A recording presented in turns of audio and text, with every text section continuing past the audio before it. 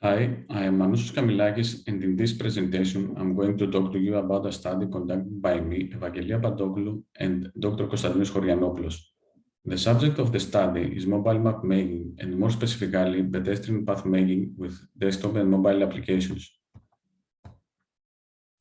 Our research effort is based in the observation that popular maps are focused on motorized transportation, neglecting the specific needs of pedestrians. For example, Google Maps has a functionality of pedestrian navigation, but it seems that the algorithm takes little or no account of the walkability of the streets used. In this presentation, I will refer to walkability as the overall experience of walking down a street. In this slide, we can see a characteristic example of pedestrian routing with Google Maps. The dotted line in the figure on the left shows the proposed pedestrian routing. There are also two alternative routings with the same distance. The middle figure shows the actual proposed route and the right figure one of the alternatives. As you can see, the main recommendation is a path with very narrow pavements and of little aesthetic pleasure. On the other hand, one of the parallel streets has, as you can see, more beautiful surroundings, wide pavements, and generally offers a better walking experience. In this common scenario, you can see two streets that, according to the map, have negligible routing differences for the pedestrian, but in reality, they differ so much on walkability that locals systematically avoid the recommended in favor of the alternative street.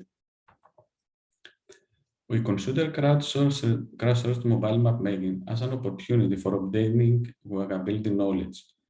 The main reason for using crowdsourcing is that the experts who could undertake the task are too few, and this kind of knowledge cannot be easily and inexpensively acquired by technical means.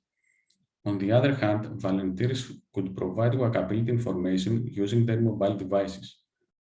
A mobile application is also capable of recording paths with minimum interaction.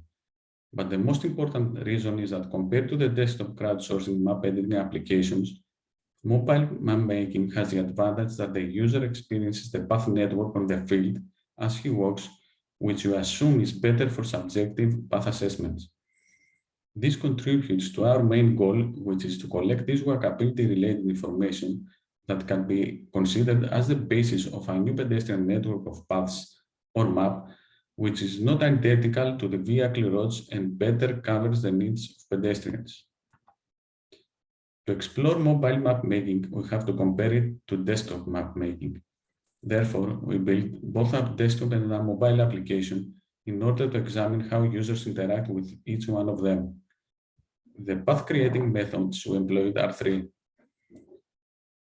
In the desktop application, users can draw a path using a common polygonal chain editing tool. In the mobile application, users can draw a path in two ways. The one is similar to the desktop application, and the second is by recording user's location. For each path to be submitted, the user must also evaluate it in its walkability and in how much aesthetically pleasant are its surroundings. This figure presents the interface of the desktop application in which you can see that the user has sketched and evaluated the path. A Street View functionality is also employed in order to help users to better evaluate the path remotely. Although we have not yet proceeded with the visualization of a pedestrian map, this path gives an idea of how a pedestrian map will be different from a popular map. In common maps, such as the one in this figure, the width and the color of the road conveys vehicle crossing information. On the other hand, in a pedestrian map, the width and color of paths should convey walkability information. The mobile app has a similar to the desktop path sketching functionality as it can be seen in the right figure, and again the user has to evaluate the path for the same characteristic as in the desktop application. Another method for path creation is the location recording functionality, which draws the path as the user moves, as shown in the figure on the left. Moreover, the mobile application includes a map matching tool for the recording method. The user has the capability of easily editing the recorded path by using this option before submitting it. For example, you can see in the left figure a recorded path and in the right figure the same path with map to roads enabled. It is obvious that in this case that the map-matched path is more accurate than the noisy recorded path. We presented the mobile and the desktop applications to 25 volunteers. We invited them to use the app for 25 days in urban areas. They had to use all the path creating methods because we wanted to make sure that they have a minimum level of familiarity with each one of them. It is noted that the paths were accessible only by the application in which they were created in. At the end of the given period, they had to answer to an online questionnaire. There were also semi-structured interviews conducted with some of the volunteers in order to gain better understanding into their behavior. The participants who covered the requirements of the experiment were 9. Although the number of subjects is not great, the preliminary results of the experiment provide a glimpse into how users interact with desktop and mobile map-making applications. For example, it is interesting that in the application level, none of the aforementioned subjects preferred the desktop application. In the method level, none exclusively preferred the path sketching methods. This was also emphasized by the interviewees who stated how much difficult was the sketching method in the mobile. 1/3 of them preferred only the recording method. 1/3 didn't state any particular preference among the methods, and there were another third who made their own proposition, which was the combined use of the mobile recording and the desktop sketching. As we anticipated that the preference of each application could be caused by the device preference, we also asked about the device's usage for non-professional reasons, and we found that our subjects most definitely use their mobile device daily, something that was not the case for desktop use. The most interesting finding was that some users expressed that they would prefer to record paths on the mobile app and then edit them in the desktop application if needed.